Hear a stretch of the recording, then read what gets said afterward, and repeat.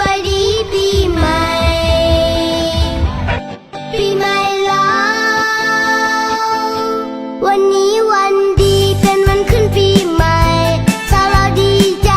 วันกุศลกรานต์บุญหดน้ำพวกเฮาเบิกบานวันกุศลกรานต์ปีใหม่แล้วเขียนน้ำหอมใส่ใบคูณดอกจำปาโคจงพาไปไว้พรสงผู้ใหญ่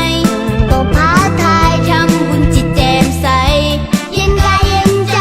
ปีใหม่แล้วของหมดแด่เด้ออวยพรให้ท่านสุขดี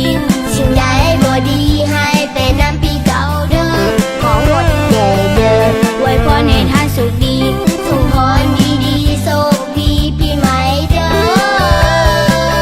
เย็นกายเย็นใจเล่เล่ไล่เล่เล่ไล่ลิ้นน้ำใสใสเล่เล่ไล่เล่เล่ไล่ชื่นอกชื่นใจ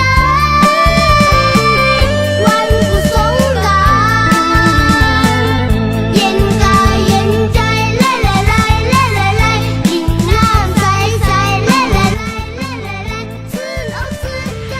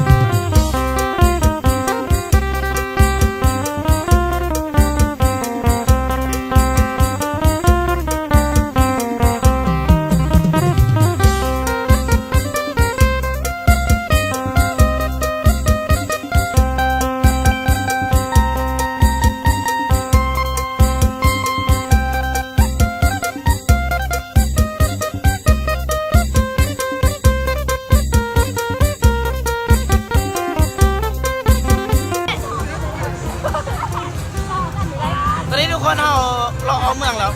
ท่องเที่ยวเล่น ท่องเที่ยว มันสนุก แล้วโคตรฮอนเลย มีปัญหา